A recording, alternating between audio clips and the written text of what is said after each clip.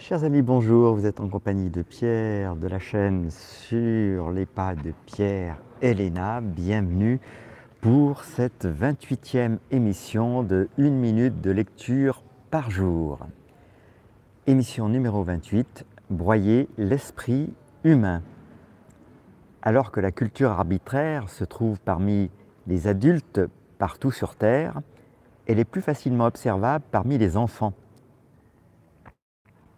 La culture crée des concepts d'obligation du style, d'obligation de l'image du corps et d'obligation d'action.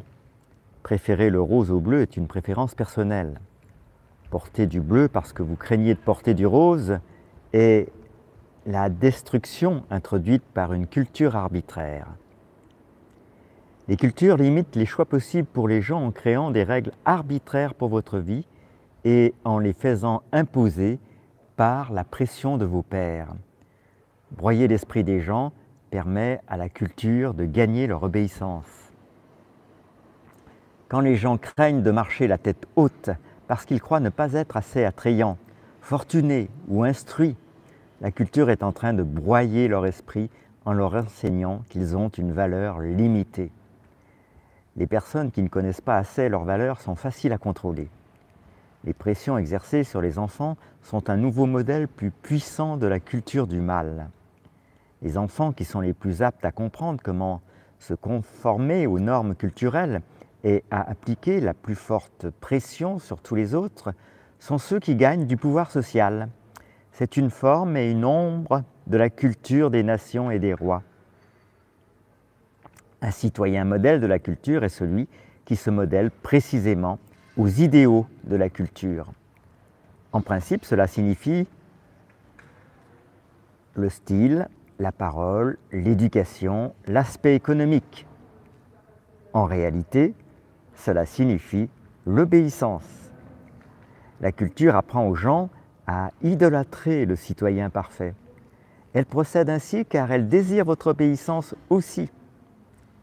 Ces personnes sont récompensées par la société pour avoir été facilement modelées par la culture. Les pouvoirs d'autorité et de contrainte dans tous les domaines de la vie récompenseront toujours les citoyens modèles avec des signes de noblesse et puniront toujours ceux qui ne répondent pas aux normes de la servitude par l'humiliation et le ridicule. Telle est la création d'une culture, telle est la fabrication des esclaves. Cette décomposition de l'esprit humain force en définitive tout le monde à se conformer. Très peu songeront même à combattre la structure du pouvoir. Presque tout le monde accepte l'autorité.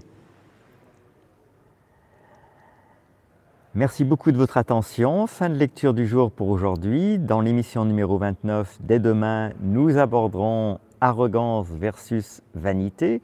Je vous rappelle que tous ces thèmes et chapitres appartiennent à ce livre que chacun se doit de connaître. Vous l'avez sous les yeux, La fin du mal, l'auteur Jérémie Locke. Eh bien écoutez, je vous souhaite une excellente fin de journée et vous invite à choisir la phrase de votre choix dans ce texte que vous pouvez également retrouver en version écrite, tant en description de la vidéo qu'en commentaire épinglé. Et donc écrire en commentaire une des phrases de ce texte, d'abord nous procurera un immense plaisir pour votre participation et je l'espère vous permettra d'en tirer un profit tout personnel en intégrant jour après jour 1 minute de lecture de ce livre fondamental. Les amis, je vous donne rendez-vous dès demain pour une prochaine émission. Merci de votre attention.